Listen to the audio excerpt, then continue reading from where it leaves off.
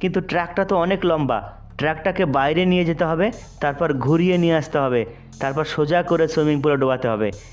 আমার বাসটাকে না হলে আমি আমার বাড়ির পিছনে রাখবো। তো চলো এখন তাড়াতাড়ি বাকি কারগুলোকে আমি ডুবিয়ে দিই, নাহলে এখনই চোর এসে পড়বে বন্ধুরা।